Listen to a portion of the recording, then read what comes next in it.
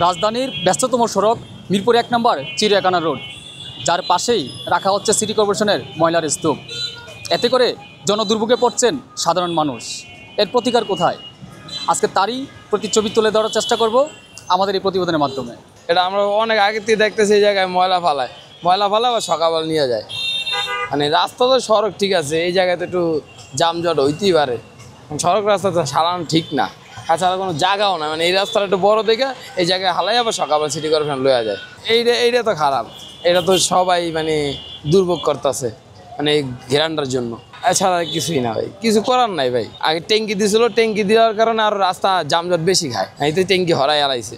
ট্যাঙ্কি হরাই বর্তমানে আমি রাখতে যাবো, সকালবেলা নিয়ে যাইতেছে, আবার সারাদিন হালাইতেছে, সকালবেলা সব খালি করে নিয়ে যাইতেছে। মানে এলাকার মানুষই তো হালায়, বাইরে তো কেউ আর হালায় না। এলাকার মানুষের জায়গা দুক, চিকনের জায়গা দুক, হারাম ময়লা সে জায়গায় ছালায়, কিন্তু এই জায়গাটাই তো নাই এলাকায়। সবাই নিয়ে এই জায়গায় হালায়, কেউ ময়লা কেউ ভাড়া দিয়ে বাড়াই দেয় না। আমগো নিউজ বলুক এ বলুক আছে, ময়লা বাসাতে নিয়ে যায়, কেন বাড়িওয়ালা সচেতন, আর এই জায়গা তো নিজেরা আইন না হালাই দেওয়া জায়গা, কারণ আমরাই সচেতন না ভাই। তো সিটি কর্পোরেশন ময়লা রাখার জায়গা দিচ্ছে, তারা এখানে রাখে এইভাবে। সিটি কর্পোরেশন ব্যর্থ কিনা এটা তার আমি বলতে পারি না, সরকারি লোকে জানে। জীবিকার জন্য আমি ময়লার পাশে রাস্তার পাশে যে কোনো জায়গায় আমি ব্যবসা করতে বাধ্য। দেখেন এই জায়গাটা কিন্তু সবাই দেখতেছে, প্রশাসনের লোকজনও দেখতেছে, কিন্তু কারো এটা নিয়ে কোনো মাথা ব্যথা নেই। এই যে মানুষজন এখানে দেখেন বাজার করতেছে, পরিবেশটার অবস্থা দেখেন। তাছাড়া এই যে শুধু এইটা না, আপনি একদম পুরো সড়কটা জুড়ে যখন সামনে আগাবেন, এরকম আরও 2-3টা জায়গা আছে একদম খুব নোংরা বাজে অবস্থা। এখানে অনেকগুলো স্কুল কলেজ আছে, স্কুল কলেজে বাচ্চারা আসা যাওয়া করে, মানে এটা খুবই একদম বাজে একটা বিষয়। আমি আশা করবো যে প্রশাসন এগুলোর দিকে দৃষ্টি দিবে, এগুলো যত দ্রুত সম্ভব এগুলো পরিষ্কার পরিচ্ছন্ন রেখে একটা সুস্থ সুন্দর পরিবেশ তৈরি করবে।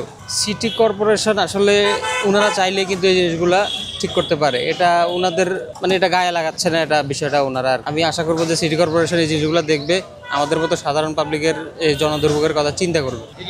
না এটা আমি মনে করি আমাদের মতো সবাইকে এটা সচেতন হইতে হবে। আমরা যারা ময়লা ফেলতেছি এই জায়গায়, আমরা সবাই যদি সচেতন না হয় তাহলে কিন্তু এই সমাজ চেঞ্জ হবে না। এটা সবারই সচেতন হইতে হবে, আমাদের নিজেদেরকেও সচেতন হইতে হবে। আমরা এসব জায়গায় ময়লা ফেলবো না।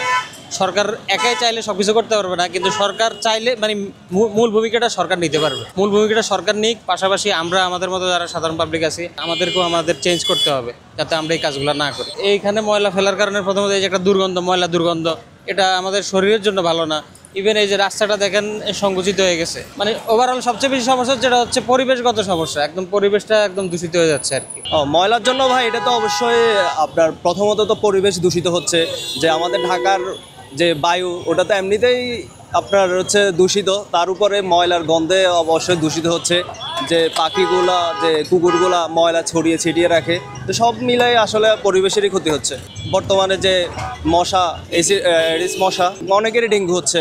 সো আমি মনে করি যে কর্তৃপক্ষের দিকে নজর দেওয়া উচিত।